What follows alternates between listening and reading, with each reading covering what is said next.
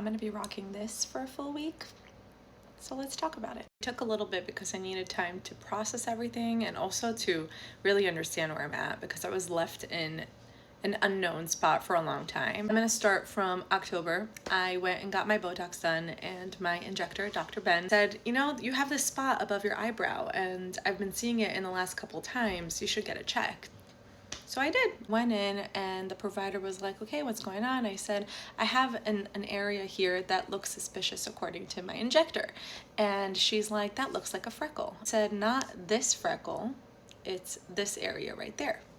She's like, oh, I don't think it's anything, but let's biopsy it. So I did that, didn't get a call back. It's been a week, 2 weeks. They're saying, you know, it's not back yet, it's not back yet. And I'm like, it's just a freaking biopsy. Like, why is it taking so long? So then I call again and I finally get a call back from pathology and they're like, we noticed something suspicious and we are taking it to a second opinion. And already there, I'm like, a second opinion for a stupid little biopsy? That's so wild, but sure, let's go. And I still don't get a call back. And this is when I'm like questioning my life. Like, why is nobody calling me? And did I even make the right choice with choosing the right provider? Long story short, that second biopsy comes back and it comes back with a cutaneous T Cell Lymphoma.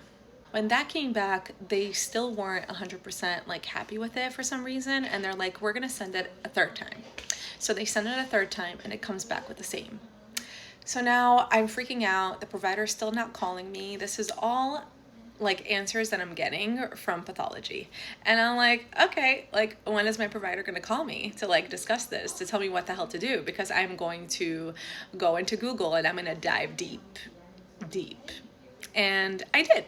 And I freaked out. So at this point, I had to be that patient and spoke to the office manager and I was absolutely losing my shit because I was like, what is this? Like, it's been 5 weeks and not one call from the provider. So I changed, same office, different provider, and sometimes it makes all the difference. Like, I work in a big group and I know that they're all great, but sometimes you can have great chemistry with one and not with the other. So I made a follow-up appointment with that doctor and that was this last Friday.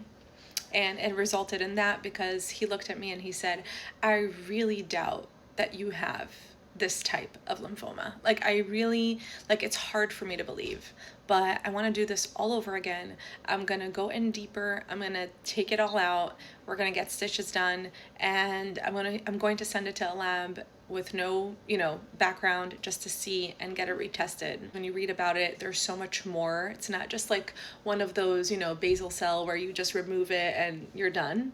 It has a lot more to it. You have to go see an oncologist. You have to go through scans and local radiation and like things that are very, very scary, but I'm keeping positive. I'm keeping busy because I'm just going to leave it in God's hands, and whatever happens, we're going to deal with it when it comes. I have all the support, I have all of the help, and I'm going to be okay. So I will update as soon as I have more answers.